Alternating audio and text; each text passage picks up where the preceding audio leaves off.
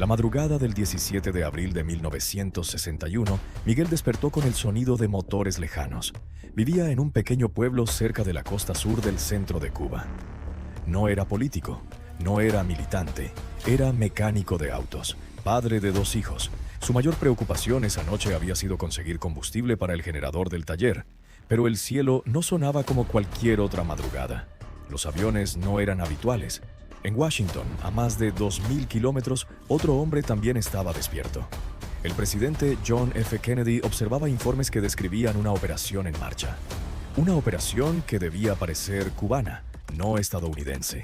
Rápida, precisa, definitiva. En pocas horas, ambos hombres entenderían que la historia muchas veces es indiferente a quienes creen poder controlarla. Bienvenidos a Laberintos del Saber, un lugar donde exploramos conocimientos que tal vez no conozcas.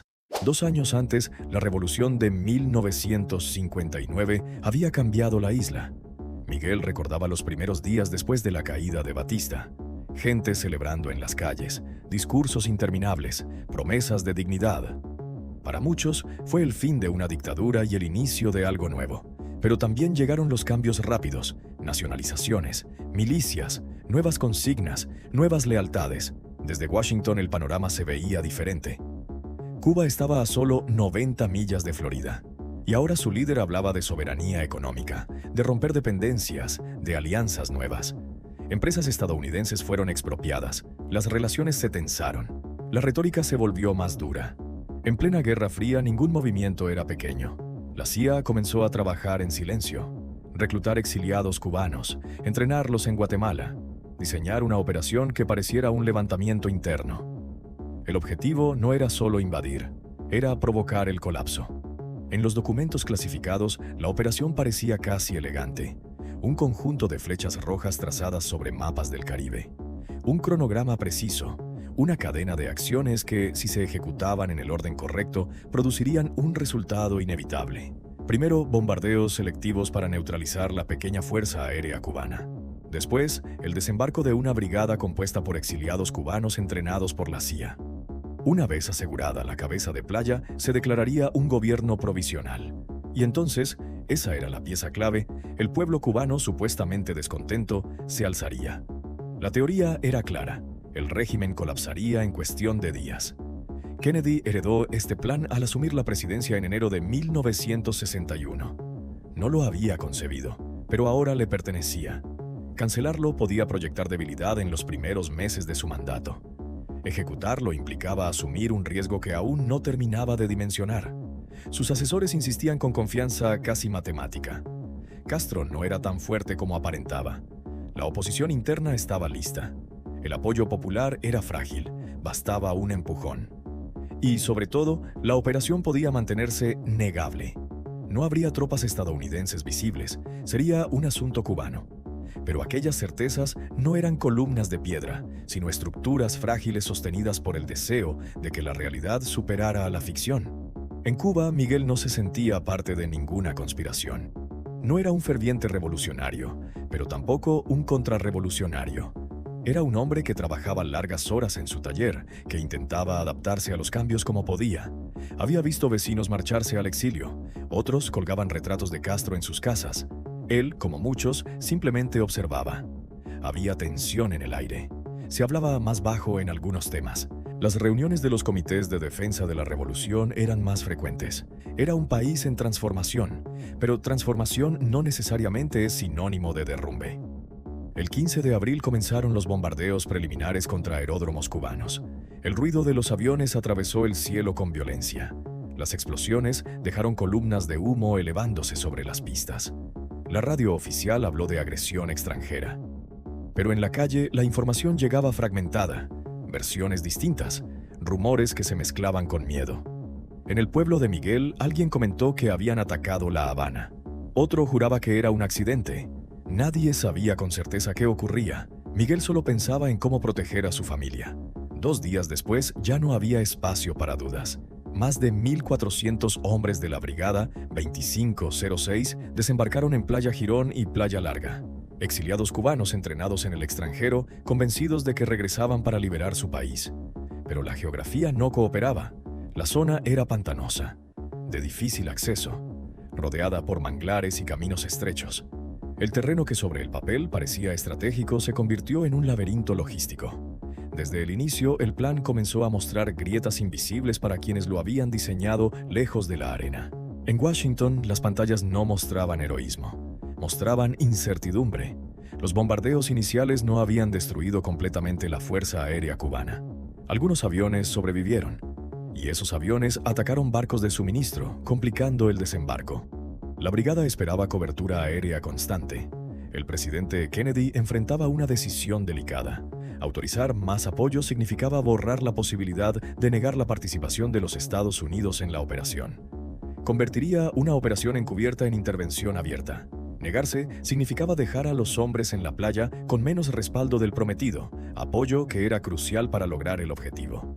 Cada informe estrechaba el margen. En la mesa de decisiones, el tiempo se medía en horas. En la playa se medía en disparos.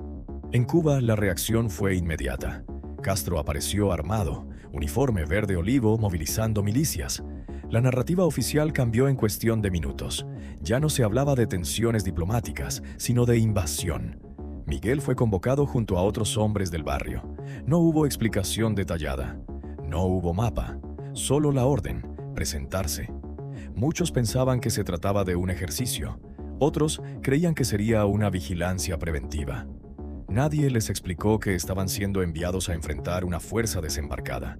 Recibieron armas. Algunos nunca habían disparado una antes.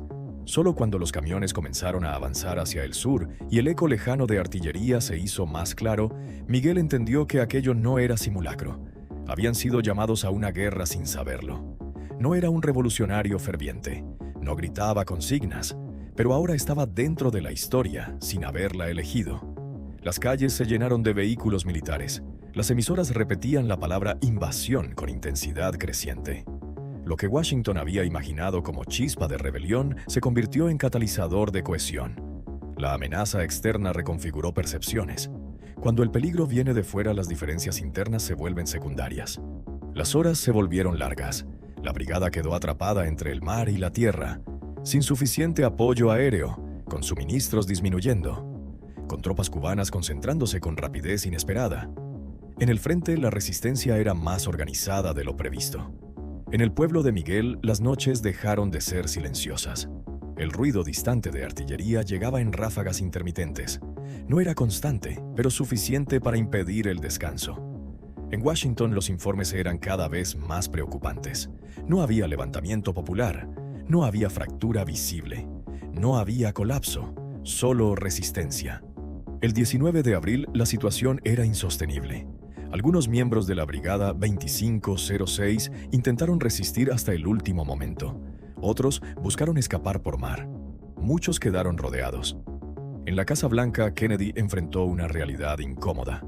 Escalar la intervención significaba arriesgar un conflicto abierto con consecuencias imprevisibles. No escalarla significaba aceptar el fracaso. Eligió no hacer nada. En apenas 72 horas, el gobierno cubano proclamó victoria. Las imágenes de prisioneros capturados circularon con rapidez.